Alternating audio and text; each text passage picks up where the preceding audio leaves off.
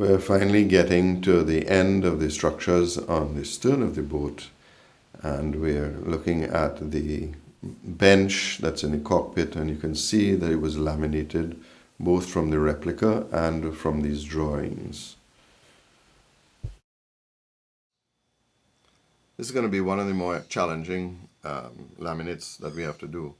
So what we're going to do is put some full boards laminating on and then fill in the spaces. So this should give you a fairly good idea of how we're going to lay the boards out.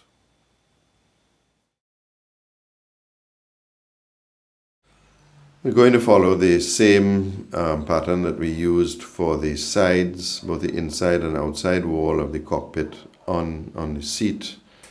And so it's just a matter of taking a number of times. It took maybe 3 or 4 times before we got all the laminated pieces in. It's all done. Looks a bit rough, but I am absolutely sure that once I sand it all down, clean it all up, fill all the spots, it's going to look just great.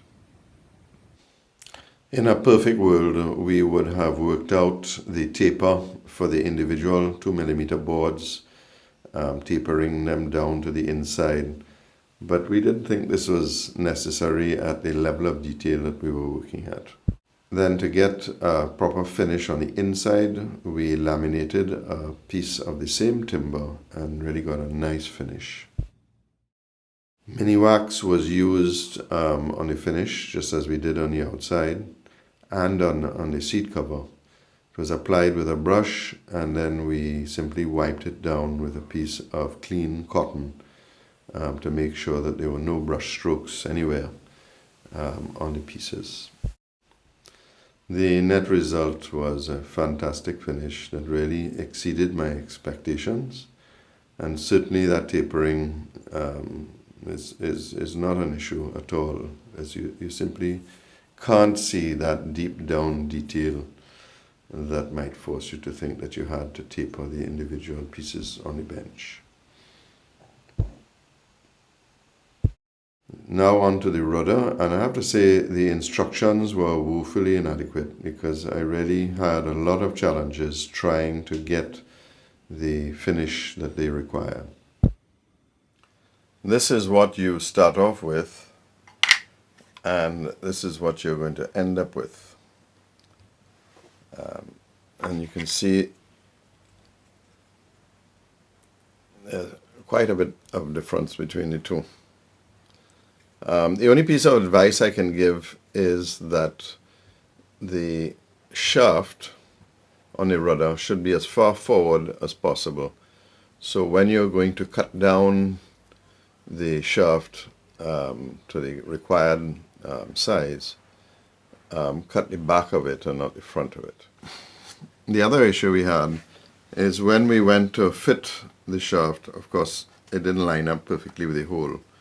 So we actually had to take off 1mm off the end, and that allowed us to fit it. And it was a fair amount of sanding until we got a nice good fit.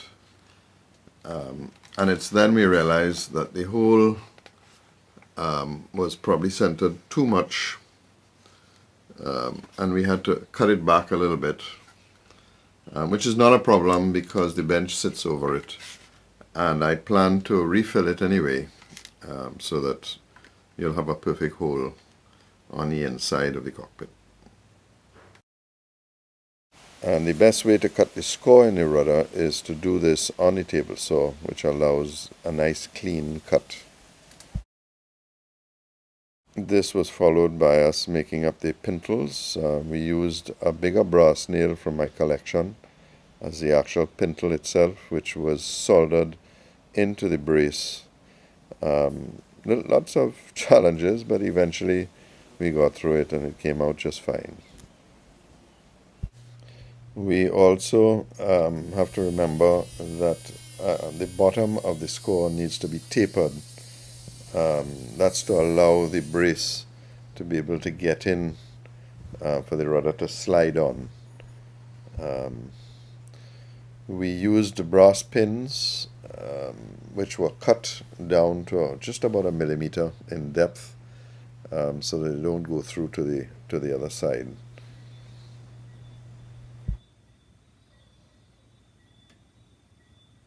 Finally, I got the rudder done. Took about 3 or 4 attempts to get it right. Perhaps the biggest challenge was when I cut the shaft and rounded it. I rounded it in the center of that 4x4, and it should have been forward of that. As you know, I'm doing 2 boats, so I will try to do a better job on the second run.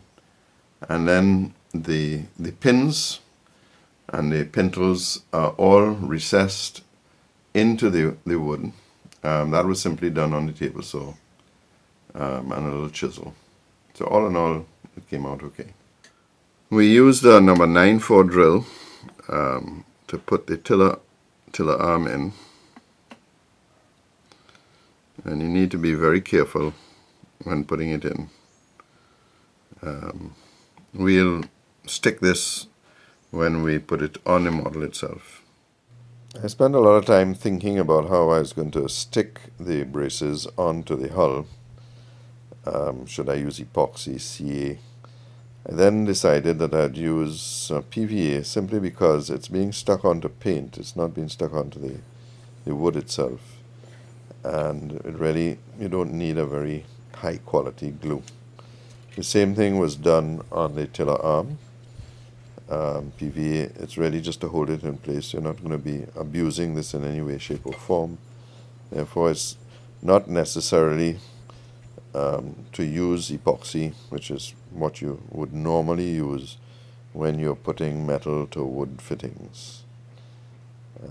PVA was also used to stick the seat, both on the pedestals and on the edge, simply because it's easy to clean up, like putting the braces on the hull.